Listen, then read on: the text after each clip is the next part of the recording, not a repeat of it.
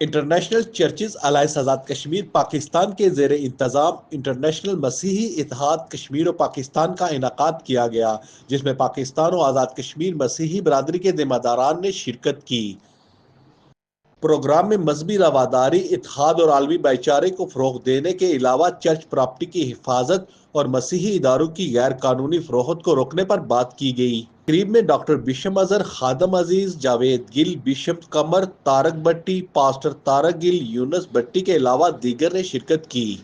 تقریب سے خطاب کرتے ہوئے مقررین نے جبری تبدیلی مذہب کی روک تھام، 18 سال سے کم عمر کی شادی کی روک تھام، اقلیتی مسیحی برادری کو بین المذاہب کمیٹیوں کے ساتھ مل کر مذہبی ہم آہنگی پیدا کرنا اور چرچ کے گراؤ جلاؤ کرنے والوں کا محاسبہ کرنا کے علاوہ دیگر اہم امور پر بات کی گئی۔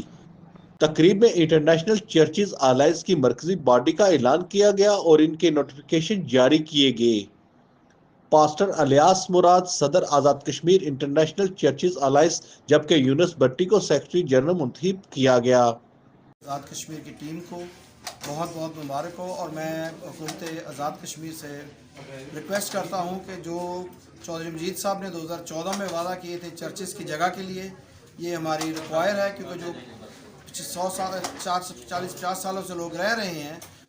کیونکہ جب ہم یورپ میں رہتے ہیں تو 2-3 سال آپ رہتے ہیں، میرپور بہت زیادہ یورپ میں لوگ رہ رہے ہیں، اور ان کو پتہ ہے کہ 3-4 سال بعد انہیں وہاں پہ رائٹس مل جاتے ہیں، ID کارڈ ملتے ہیں، نیشنلٹیز ملتی ہیں۔ تو اگر انسانی حقوق کی بات کی جائے تو کیوں آزاد کشمیر میں یہ کیوں پیچھے ہیں؟ لیکن ایز اے ICA پریزیڈنٹ جو ہے وہ خدمت سر انجام دے رہا ہوں۔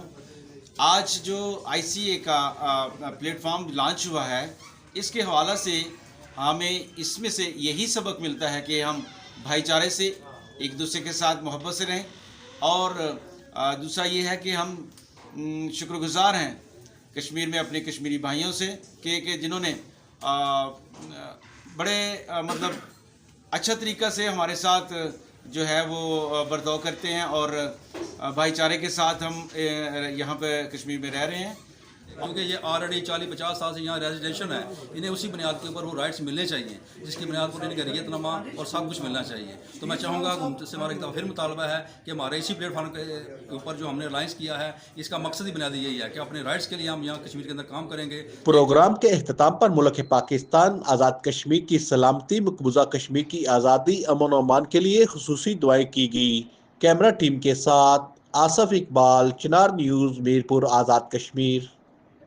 مزید خبروں اور اپڈیٹس کے لیے وزٹ کریں chinarnews.info